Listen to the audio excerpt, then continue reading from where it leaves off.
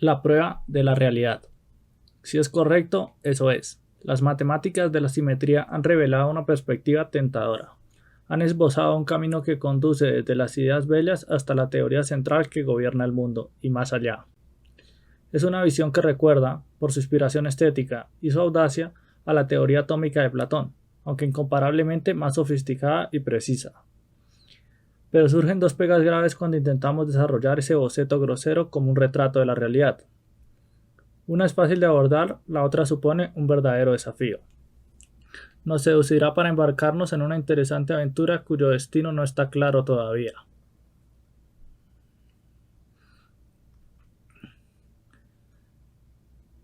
Empecemos por la pega fácil. La teoría extendida contiene muchas más partículas gauge de fuerza que la teoría central, y por lo tanto muchas más fuerzas transformativas. Tenemos, en concreto, no solo los gluones de color que cambian una carga de color fuerte por otra, y los bosones débiles que cambian una carga débil por otra, sino también los mutatrones que cambian una unidad de carga de color fuerte por una unidad de carga de color débil. No hay un nombre convencional para estas partículas en la literatura, así que me he inventado uno. La broma es esta: los mutatrones producen mutaciones.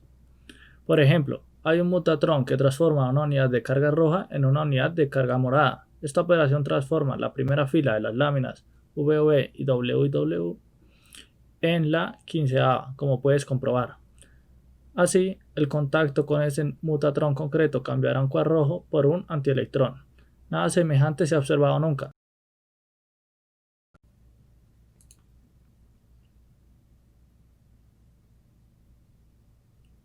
Láminas VV-WW. Asumiendo una mayor simetría, podemos saciar la apariencia de la teoría central, resumida en las láminas RR y SS, de manera muy considerable, y así alcanzamos este icono soberbio de real igual a ideal, cuya interpretación se explica en el texto.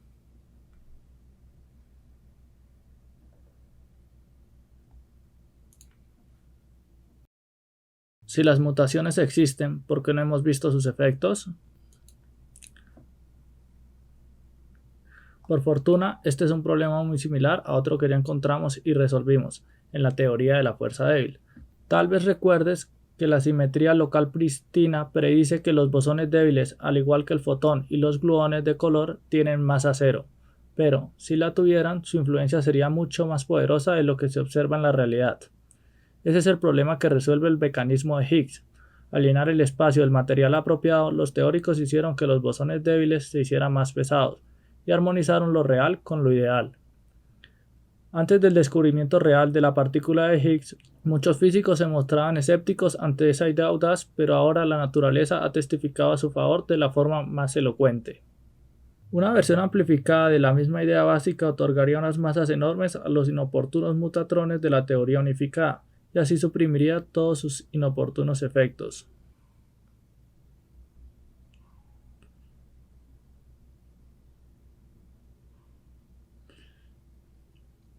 No tenemos más que rellenar el mundo, o para decirlo con más humildad y exactitud, reconocemos que el mundo está relleno de un material que otorga masa de manera selectiva y seguimos adelante. Vamos ahora con la pega difícil. Si queremos tener simetría entre las diversas fuerzas, esas fuerzas deben tener la misma magnitud. Eso es una consecuencia inmediata de su presunta equivalencia, pero no la tienen.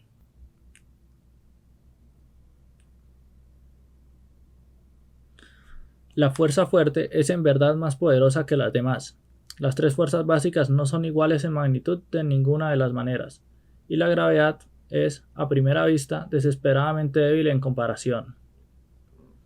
Interludio importante, aunque algo técnico. Debería hacerse una pausa para explicar cómo se hace esa comparación. La idea básica es la simplicidad misma. Todas las fuerzas de la teoría gauge, basadas como están en las ecuaciones de tipo Maxwell, actúan entre partículas cargadas. Para las fuerzas electromagnéticas lo relevante es la carga eléctrica, para la fuerza fuerte es la carga de color y para la fuerza débil es la carga de color débil. Para cada una de nuestras fuerzas hay una unidad o cuanto de carga. Así que, para comparar las fuerzas no hay más que comparar cómo actúan entre unidades de carga. En la práctica es un poco más complicado, por dos razones. Primera, el efecto de la fuerza débil se suprime a distancias mayores de 10 a la menos 16 centímetros y el efecto de la fuerza fuerte se suprime a más de 10 a 14 centímetros, por razones interesantes pero complicadas que hemos tratado antes, en el mecanismo de Higgs y el confinamiento respectivamente.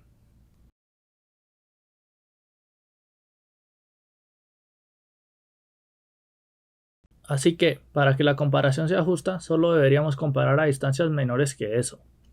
Segunda, no es factible de hecho manipular las partículas en el espacio con ese grado de precisión.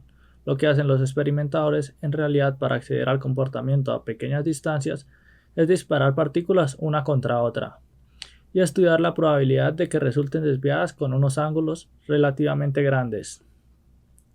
Luego deshacemos el camino, desde las desviaciones hasta las fuerzas que las causan. Tal vez recuerdes que esta fue la estrategia que utilizaron Rutherford, Geiger y Mersenne para explorar el interior del átomo, allá por 1972. El principio subyacente no ha cambiado, pero hoy, al estrellar unas partículas contra otras con una energía mucho mayor, podemos acceder a distancias más cortas. La comparación de las otras tres fuerzas con la gravedad es algo más delicada. Por un lado, por todo lo que sabemos, no hay una unidad básica de carga para la gravedad. Responde a la energía. Por otro lado, estamos usando sondas que tienen distinta energía para comparar fuerzas a distintas distancias.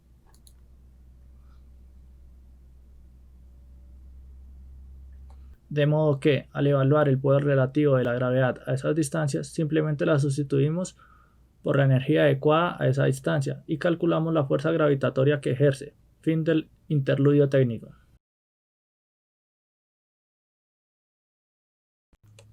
Reimaginando la libertad asintótica. Habiendo llegado hasta aquí, sin embargo, no deberíamos abandonar de manera tan fácil. Y en efecto, otra gran lección de la teoría central, la libertad asintótica, insinúa una solución. En el capítulo anterior vimos lo importante que era para entender la fuerza fuerte percibir que la magnitud de esa fuerza varía con la distancia, haciéndose más poderosa a largas distancias y menos poderosa a cortas distancias.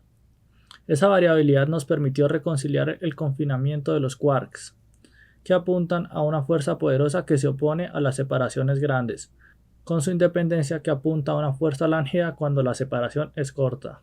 La libertad asintótica mueve las cosas en la dirección correcta. Como la magnitud de la fuerza fuerte crece a distancias cortas, la diferencia entre ella y otras fuerzas se aminora.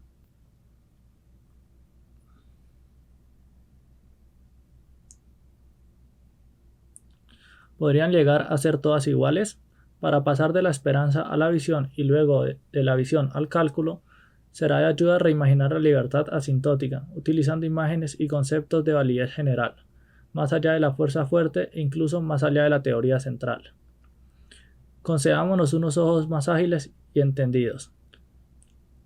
Lámina XX muestra lo que veríamos, mirando al espacio vacío. Si nuestros ojos pudieran resolver intervalos de tiempo tan pequeños como 10 a la menos 24 segundos y objetos o tamaños tan pequeños como 10 a la menos 14 centímetros, lámina XX, una imagen unificada del espacio vacío, vista con una excelente resolución espacial y temporal. Esta imagen, para ser más exactos, es una instantánea de una típica distribución de densidad de energía que surge de las fluctuaciones de fuerzas de los campos de gluones. Las fluctuaciones de ese tipo burbujean de manera espontánea por todo el espacio a través del tiempo como consecuencia de la mecánica cuántica.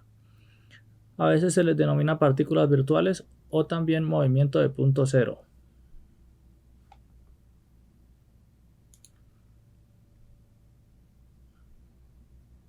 La actividad espontánea del fluido de gluones es responsable de la libertad asintótica, del confinamiento y de la mayor parte de nuestra masa, como hemos visto. Puesto que aparecen como componentes centrales en unos cálculos que se han confrontado con la realidad con gran precisión y de muchas formas, la existencia de estas fluctuaciones es tan cierta como lo puede hacer cualquier cosa en ciencia.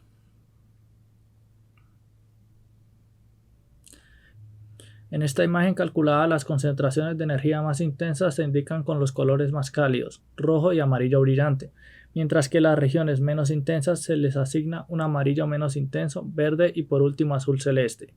Las regiones en que la densidad de energía está por debajo de un umbral se dejan vacías de color, contra un fondo negro. La magnificación de esta imagen es de unas 10 a las 15 veces. De modo que la región que representa es tan pequeña comparada con una persona como la persona lo es comparada con el universo visible. Las fluctuaciones se reciclan en unos 10 a la menos 24 segundos. Ese tiempo es mucho más pequeño comparado con un segundo que un segundo lo es comparado con el tiempo desde el Big Bang. Puesto que la QCD, cromodinámica cuántica, se ha puesto a prueba con un rigor casi increíble, resulta tan cierto como lo puede hacer algo en ciencia que esta imagen representa con precisión algo que ha ocurrido, está ocurriendo y seguirá ocurriendo todo el tiempo, en todas partes. Pero aún hay más. El campo gluónico no es el único fluido cuántico, ni mucho menos. Podemos calcular también que el fluido fotónico, es decir, electromagnético, fluctúa, como también lo hacen los fluidos de bosones débiles, y así lo hacen también los fluidos asociados con la creación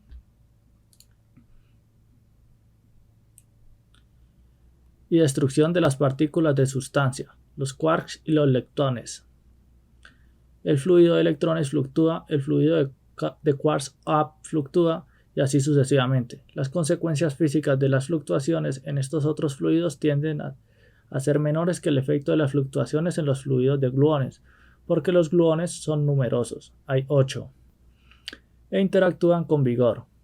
Pero los principios generales de la teoría cuántica predicen fluctuaciones en todos los fluidos cuánticos, y hay evidencias aplastantes obtenidas en mediciones de precisión que esas fluctuaciones ocurren. Para corregir nuestra visión debemos tomarlas todas en cuenta. Así como el agua distorsiona la forma en que los peces ven el mundo, también el medio del espacio, en concreto la actividad de los fluidos cuánticos que los llenan, distorsiona nuestra percepción de las distancias más cortas. Para percibir los principios fundamentales subyacentes tenemos que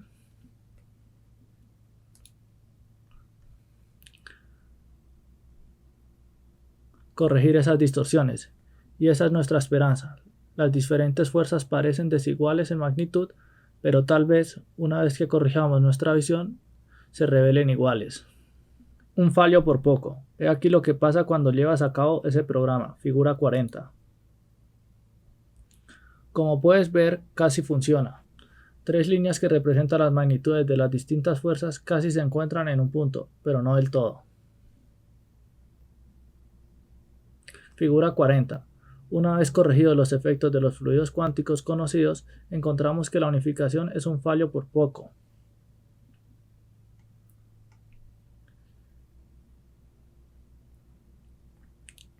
Y ahora veamos un poco de información adicional sobre la figura 40, para el caso de que te gustara entenderla con detalle técnico. Para hacer el resultado tan simple como fuera posible, 3 líneas rectas, he tenido que tomar 2 decisiones ligeramente peculiares, que se indican en los textos de los ejes.